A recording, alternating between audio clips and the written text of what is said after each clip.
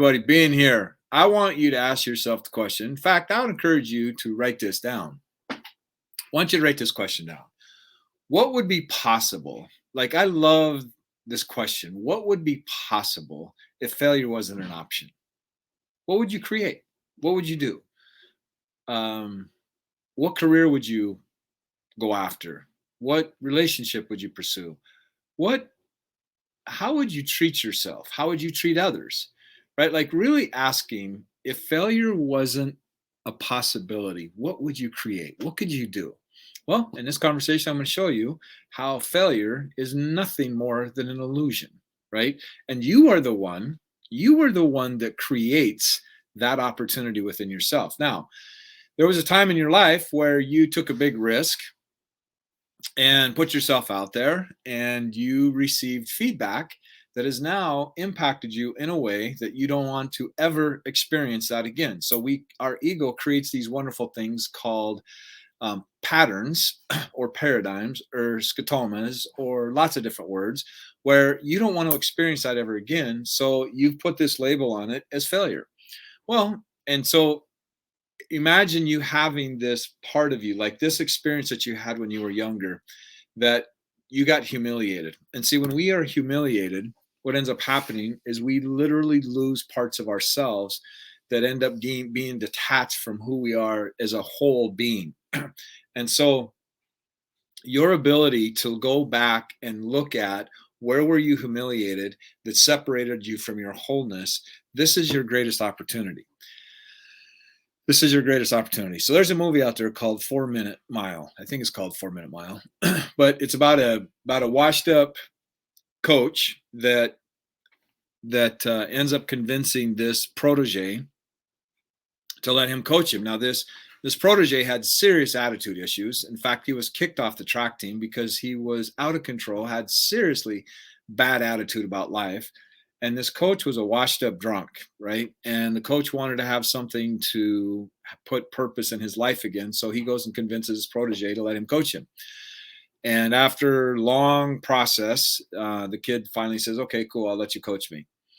And this coach runs this kid through a regiment that was painful to watch. And then what he does is he breaks the mile up into 4 quadrants. Obviously, it's 4 quadrants because hence quadrants, right? Anyway, the kid's running the first quadrant and he falls down on the ground and he's screaming in pain. He's like, oh, the pain, I can't take it. The pain, I can't take it anymore. I can't take it anymore. And the coach walked up to him and said something that absolutely blew me away. And this is it right here. This is the antidote for failure right here. He said, it's fear of the pain that is stopping you.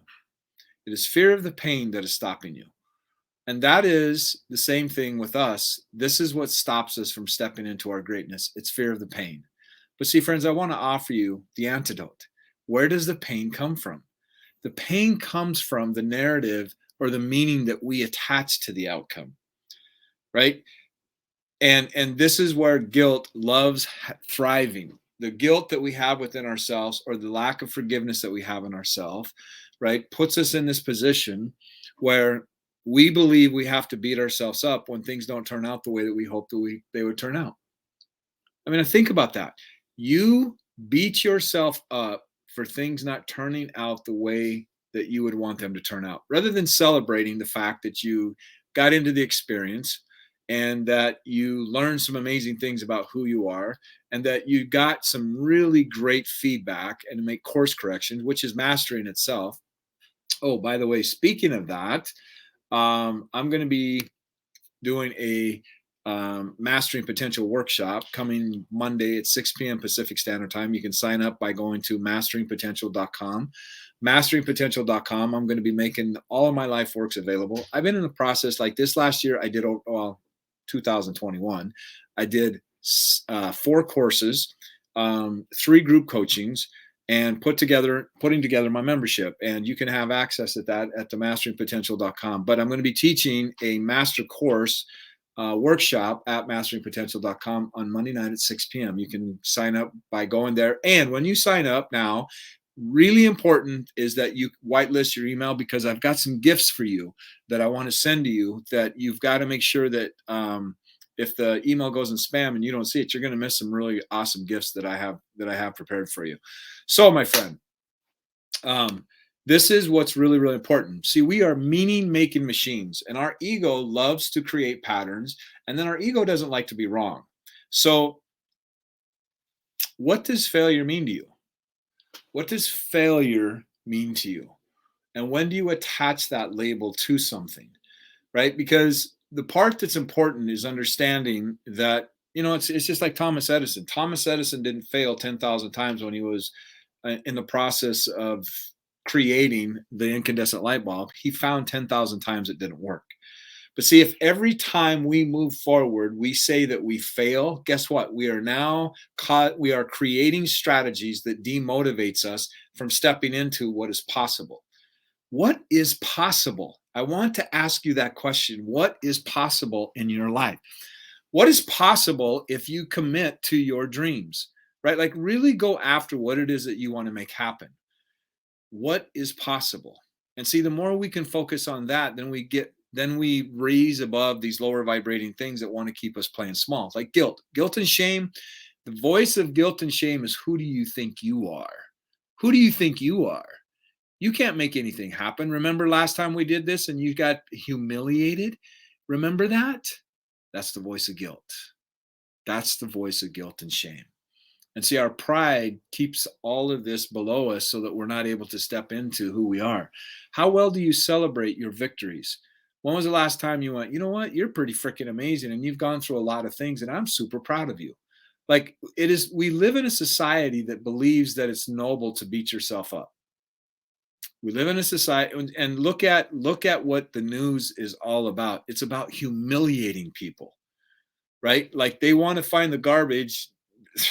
Dirty Laundry. Go listen to that song by Don Henley. Perfect song, right? The media loves to humiliate people because it sells. And see, the reason people get addicted to watching that stuff is because that they need to justify how they feel about within themselves, right? So again, what would be possible if failure wasn't an option? See, friends, to me, there's no such thing as failure. It's all feedback. It's just feedback, right? And feedback itself is neutral.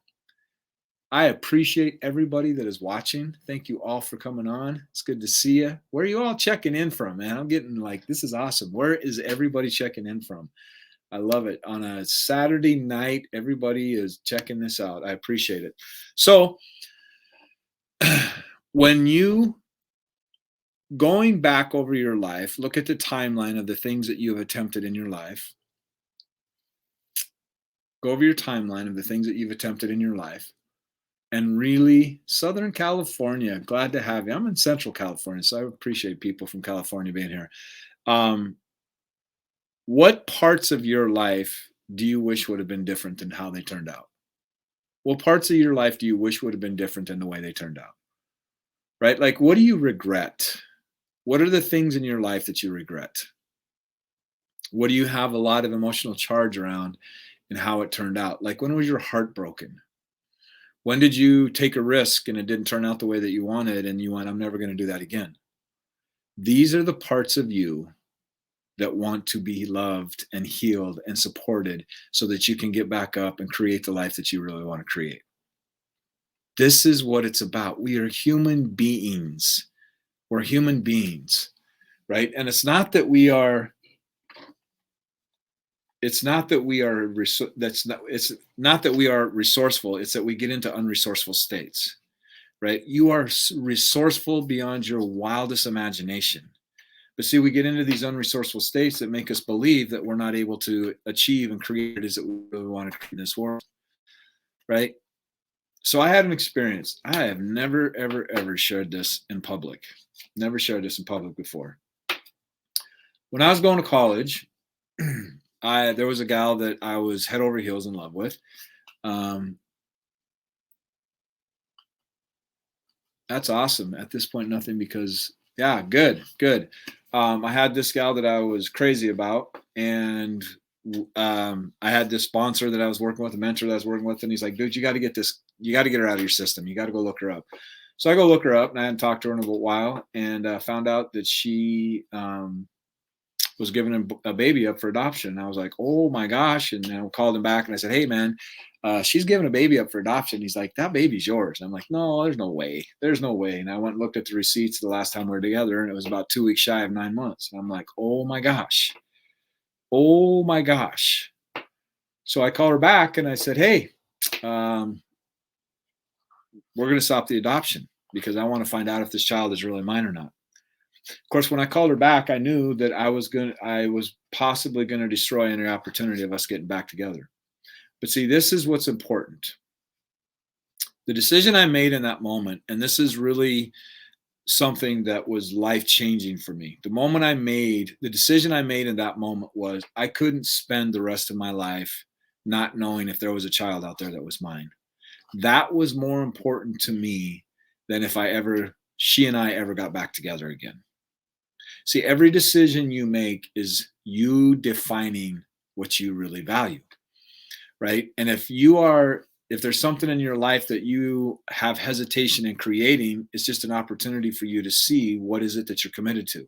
And usually when people are not stepping into their greatness, they're more committed to what it is that they don't want to experience rather than focusing on what they do want to experience. If you ask most people what they want, they're going to tell you what they don't want, right? So when you go out to create the life that you want to create, you've got to get really clear on what is it that you're committed to. And then true commitment is you're going to be willing to go through whatever it takes in order to manifest this, and you're willing to go through whatever it takes to make that a reality.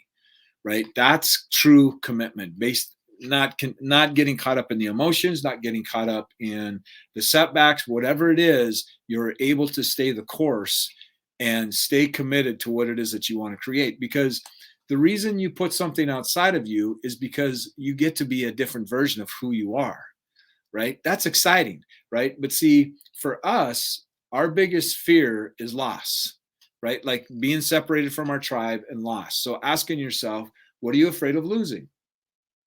What are you afraid of losing? And what comes up for us when we ask that question is nothing more than things that we have lost in the past. So we're literally accessing our past that's keeping us from creating our future. So if you literally give yourself permission to grieve the loss of things that you've done in your past and really look at how did this get created and look beyond taking it personal, and also look that every single thing in our life is perfectly designed to get the results that we're getting. Right. So if you can look at the feedback of whatever it is that created that loss and be able to look at it and objectively and neutral, right, not having any attachment to it, and say, how did I create this? Now, this question I'm asking you right now, how did you create it, is like one of the most liberating questions you could ever ask yourself. How did I create this situation where I wasn't able to manifest what it is that I really wanted to create?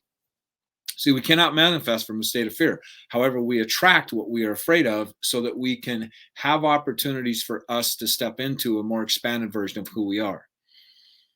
Let me repeat that. We attract things that we're afraid of into our lives so that we can expand into greater versions of who we truly are, right? So your fear is your greatest teacher. Your fear is your greatest teacher, right? And if you do what you fear, that fear will go away. Because it's nothing more than just an illusion. And see, we cannot experience courage without moving through fear. Courage is predicated on having fear. If you don't have any fear, you don't have courage, right? So really looking into what is it that you get to create and what is possible for you. I love that. I mean, I love soul, body, and mind fit. Yeah. And it's really important for us to look at the thing. See, and when we resist something within ourselves, that becomes an anchor, right? What we resist will persist. And the more that we can give ourselves the opportunity to look at what we resist and get our ego out of the way, because we can I don't have anything to resist. And then something comes in our lives and knocks us on our ass. And we're like, how did this get created? Because I didn't want to get honest about what was really going on. Friends, I've been on this planet a while. Okay. 55 years of age, and I have experienced things that most people would not even want to sign up for, right? And it's because my ego kept getting in the way, my pride kept getting in the way, and I kept thinking that I was in a different place than where I really was at, and started taking leaps that I had not been prepared for yet, right? Every time we get put into a situation where we don't want to be in, the reason we are put into that process and that initiation is so that we can learn to overcome what it is that we are not possibly believing that it's possible, right? So it's really important. Um, hey, Ontario, welcome. Glad you're here. So it's really looking at what is it? What are you afraid of? What is it that you're afraid of? And get real about that. What do you have anxiety about? Right? And face it. Stop running from it, because if you run from it, all you're going to do is create overwhelm, and you're carrying this into anything else that you're going to do.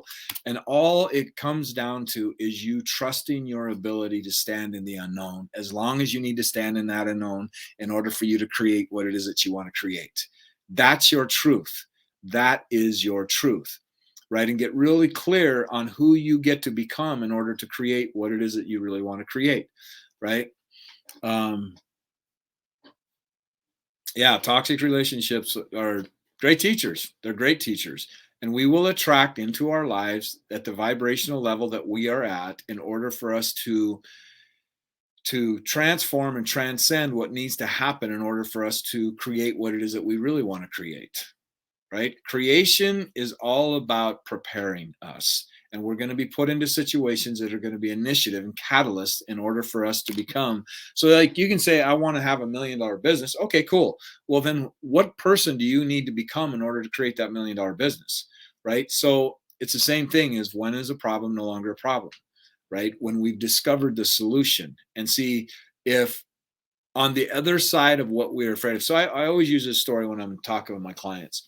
And that is, what is it that a dragon protects? What does a dragon protect? Like, if you go into a dragon's lair, what is it's inside of that dragon's lair? It's treasure, right? Like a whole bunch of treasure. And I like to say, well, instead of slaying the dragon, I'm going to step it up for you and say, why don't you go in there and befriend that dragon? And what happens once you befriend that dragon is you get the treasure, right? But the treasure is freedom. The treasure is freedom. The things that you don't want to face within yourself is where you're going to discover your freedom, right? That is hugely, hugely important for you, because the more you're able to accept these parts of you that you don't want to look at, the less someone else is going to be able to impact your life on that, right? And it's really important that, and the parts of you that you don't want to accept are the very parts of you that need your love more than anything. Okay. So that, my friend, is your antidote for failure. It is you stepping into what it is that you don't really want to face, and facing it, and getting real clear about what is the narrative that you have created about these, right? Because we are meaning making machines. And the more intentional we get about creating the meaning that is aligned to what it is that we really want to create, the more freedom we're going to experience. Okay. So again, I'm teaching a master class Monday night, and you can access this by going to the Potential Zone group. I would encourage you to go to the Potential Zone group anyway, because I give lots and lots and lots of content away over there. It's an amazing community of people. And I've got a surprise for everybody Monday night at 6 p.m. Pacific Standard Time. I'm going to be teaching a masterclass. I'm going to give you accessibility through it at thepotentialzonegroup.com, or you can sign up for it at the masteringpotential.com. Masteringpotential.com. If you go to masteringpotential.com, be sure to make sure that you get whitelist the email, because in the email I've got lots of gifts there for you. I appreciate you showing up. Appreciate you being here, and appreciate everybody showing up tonight on a Saturday night. Good for you. Congratulations. So get over to masteringpotential.com, sign up, and be sure to look for the email, because in that email I've got lots of really cool gifts for you. And I'm doing this class on Monday night that you do not want to miss. I'm going to be making available all my life's work, the 4 products that I've created over this last year. Lots of amazing things, and you'll be glad that you did. So I appreciate you being here. Have a great Saturday night. And until next time, my friend, live like your life depends on it, because it does. And I appreciate each and every one of you, my friend. Have a great night, and I'll talk soon. Be blessed.